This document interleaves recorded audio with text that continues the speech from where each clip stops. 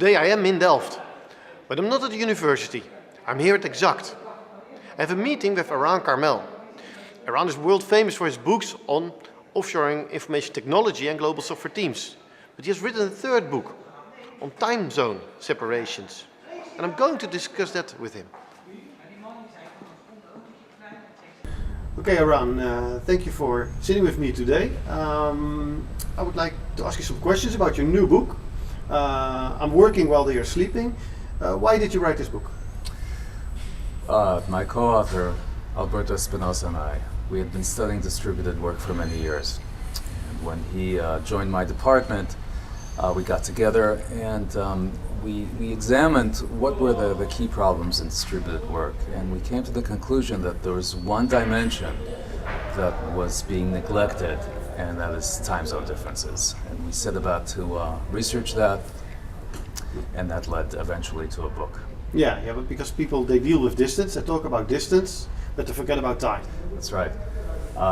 Too often, the press, academics, they confound distance and time zones. Now, of course, there's a correlation there, but some of the problems are quite different between distance and time zones. Yeah, exactly. So when I read your book, there was this one thing that really, amazed me. I wasn't aware of it myself. That was time zone illiteracy. Yeah. Can you tell me a little bit about this? Well, if you're working globally, just knowing where you are versus where other people are in terms of time zone differences is an elementary piece of knowledge that is very important.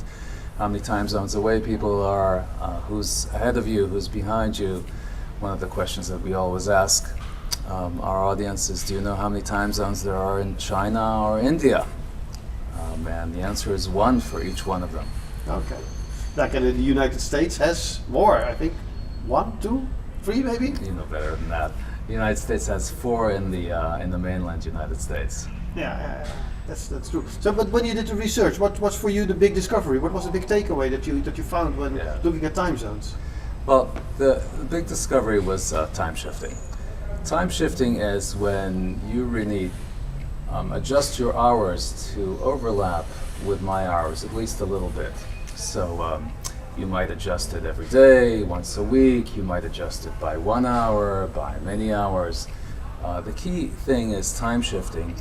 If you look at any global collaboration these days, whether it be software engineering that you and I tend to study or any other kind of knowledge work, there's an enormous amount of time shifting that takes place. It's almost impossible to find a global collaboration where there isn't time shifting. So that's the gorilla in the room, and it's not being managed properly. Okay, we do it, but we don't talk about it, we don't address it, okay. And are there extremes in time shifting? There are some teams that we come across that time shift a lot. They'll time shift, they'll start maybe 3-4 hours later than the norm. They'll come to work at 11 or 12 to overlap with a distant team. Now that makes sense because then their convergence window, their overlap window, is much larger. Okay. In the book you also talk about scatter time? Right. What's that? So scatter time shifting is essential. You want to be overlap with somebody at least a little bit. So what happens with scatter time, and you and I know this from personal experience, is our workday is scattered. So we wake up in the morning and we do a phone call with a distant time zone, and we do some email, and then we deal with the kids getting to school. Have breakfast. And then have breakfast, of course. Then we work for another chunk of several hours. Then we take some personal time, and then in the evening we work again, having some phone calls with a distant time zone. In the end, your workday is scattered, so it breaks up the traditional workday quite dramatically. Now this has to be managed. Mm-hmm. Managers are not managing this because it has profound impact on work-life balance. And do you think that will increase in the future? Absolutely. There are already millions of people who are doing global knowledge collaboration, so they're scattering their workday. It's now normal for millions of people in Europe, America, and Asia. Within a decade, it'll be certainly tens of millions of people. So, Erran, thanks for your time. You've inspired me. I'm going to write about this, so thank you very much. It's good to be here. Thank you.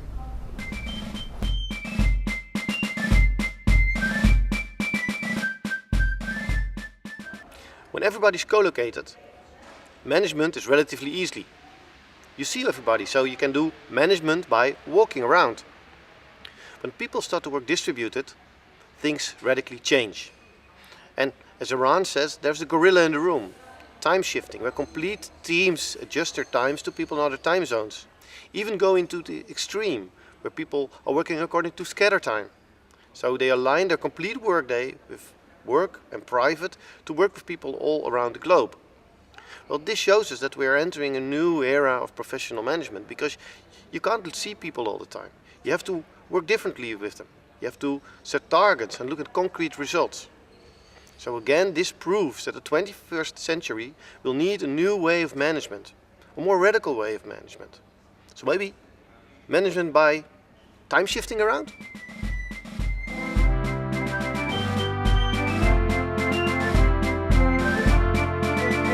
This videoblog is sponsored by Awareness. And Frans, have you taped it? Yeah, Rini, it's a wrap. And what do you think about it? Well, these time zones reminded me of the weekend. Why? Well, I was at my mother-in-law and I noticed she had a watch on her left-hand side and a watch on her right-hand side. Why is that? Well, she's so fat. She's living in 2 time zones.